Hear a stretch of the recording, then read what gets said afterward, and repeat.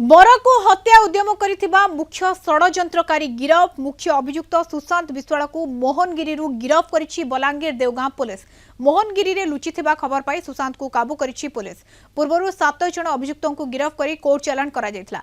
गत 24 तारिख रे बेदी रे बरको हत्या पाई सुपारी गायबाहाल गाँव राजकुमार प्रधान बाबीचोर गाँव को विवाह करने को आसिथिबा बेले हत्या पाई होइतिला उद्यम। मुख्य अभियुक्त सुशांत 20,000 टंका सुपारी दे 7 जन को पठाइथिला बेदी उपरे राजकुमार हत्या करने को। तेबे सुराग पाई 7 जन को माड़ी बसिथिले गाँ लोके। घटना पर सुशांत फेरार हो जाइथिला। 7 जन अभियुक्त गिरफ होइतिबा बेले फेरार थिबा मुख्य अभियुक्त सुशांत मोहनगिरी गिरफ होइछि।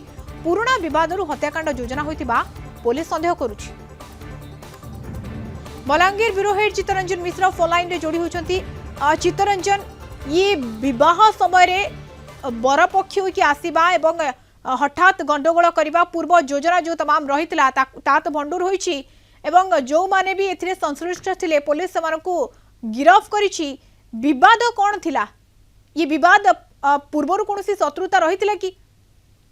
निश्चित भाव में देखु मधुस्मिता पूर्व शत्रुतारू एक घटना घटी जहाँ पुलिस प्राथमिक तदंतर जाना पाई जमी जमा विवाद सहित अनेक शत्रुता रही अनेक विवाद देखा ये पुलिस पक्षर प्राथमिक तदंतर जना पड़ी किंतु एवं बड़ प्रश्न उठुची जदि पूर्व शत्रुता थिला विवाह बेदी रे हत्या करने कहीं एक षड्यंत्र रचिथिला अभियुक्त एवं यही भाव में षड्यंत्र रचा जाइथिला। 7 जन अभियुक्त को 20,000 टंका दे बेदी उपर हत्या करने योजना प्रस्तुत होइथिला एवं मुख्य अभियुक्त जे सुशांत विश्वाल गिरफ हेबा परे एही घटना पदा को आसीछि एवं जेतेबेले गत 24 तारिख रे गायबाहाल गाँव राजकुमार प्रधान बाबीजोर गाँ को विवाह करबा पई जाइथिले।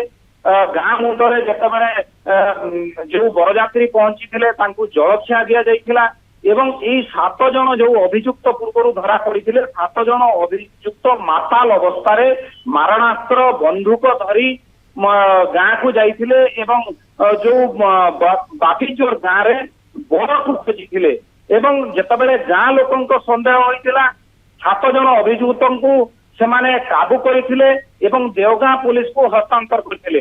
देवगां पुलिस जेतेबेले 7 जन को गिरफ करथिला सेतेबेले तदंत करबा परे जणा पड़िथिला जे मुख्य अभियुक्त जे सुशांत विश्वाल टंका दे अभियुक्त माननकु पठाइथिला बरको बाहाबेदी रे हत्या करबा पई एवं ए घटना जणा पड़िबा परे पुलिस रा एक स्वतंत्र टीम सुशांत विश्वाल को गिरफ करबा पई विभिन्न जगह चढ़ाऊ करथिला एवं पुलिस खबर पाइथिला जो रही पुलिस स्वतंत्र टीम करी चढ़ाऊ करथिला एवं जो मोहनगिरी रही मोहनगिरी सुशांत विश्वाल को गिरफ्त करा जायछि एवं यहाँ पर सुशांत विश्वाल को कोर्ट चालान करा जायछि। किंतु एबे बड़ प्रश्न उठुचे मधुस्मिता बाहाबेदी रे जो राजकुमार को हत्या करबा पई काहेकि षड्यंत्र रचा जायतिला काहेकि षड्यंत्र करा जायतिला काहेकि सुपारी दिया जायतिला एवं वर्तमान समय मुख्य अभियुक्त जे कि सुशांत ताकू